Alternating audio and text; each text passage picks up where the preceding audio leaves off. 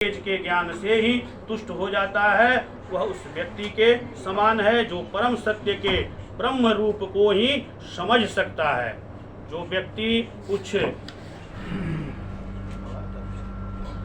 अधिक जानकार है वह सूर्य गोले के विषय में जान सकता है।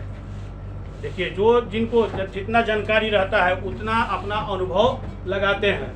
तो जो सूर्य के गोले को समझ जाता है पूरा, वो क्या है? परम ज्ञानी है। जैसे कि भगवान को जो समझ गया, भगवान को समझने का मतलब कि सूर्य को भी समझ गया, सब चीज को समझ गया।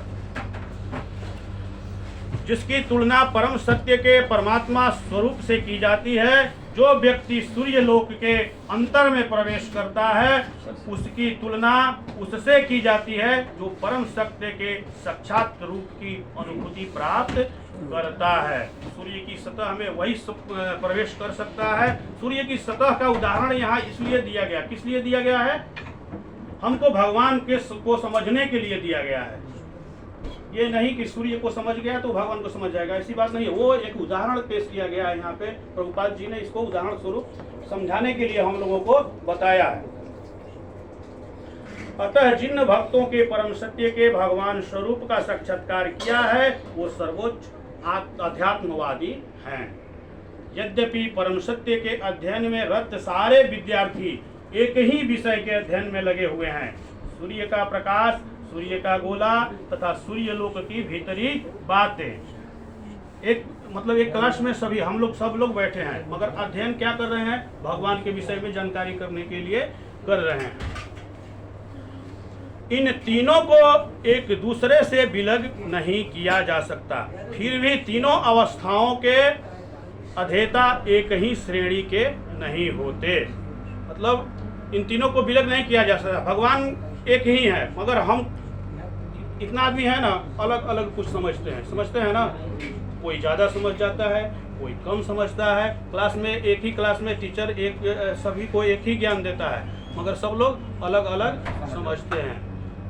जैसे पानी है, पानी की अवस्था कितना है? 3 है, ठोस, द्रव और गैस।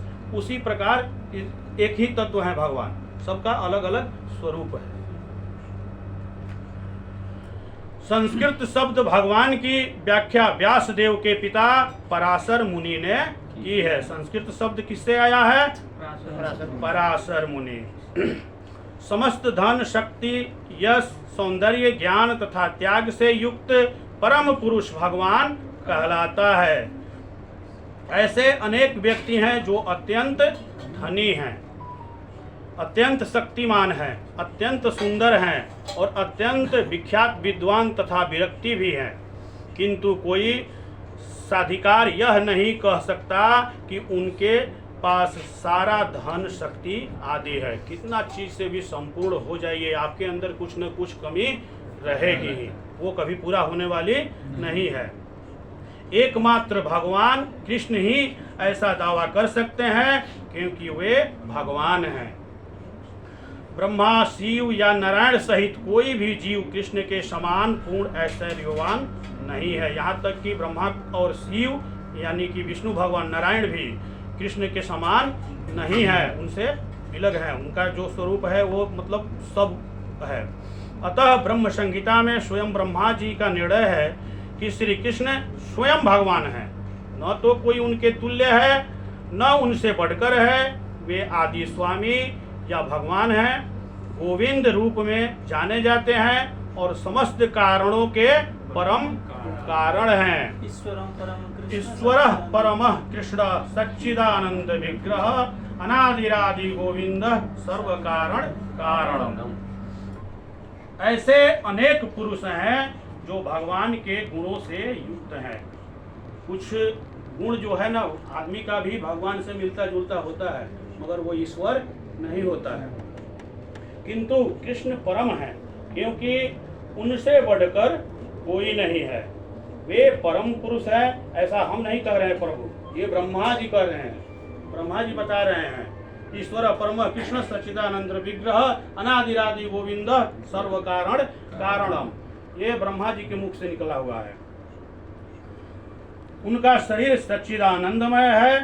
ये आदि भगवान गोविंद हैं और समस्त कारणों के कारण हैं। ब्रह्म संहिता के 5वां अध्याय का एक श्लोक में भागवत में भी भगवान के नाना अवतारों की सूची है, किंतु कृष्ण को आदि भगवान बताया गया है। आदि का मतलब उनसे पुराना कोई नहीं है, जिनसे अनेकानेक अवतार तथा ईश्वर विस्तार करते हैं। उन्हीं के अंश स्वरूप जितने भी ईश्वर हम कहते हैं ये भगवान है, फलाना भगवान है, सब उन्हीं का अंश है, दूसरा कोई नहीं है।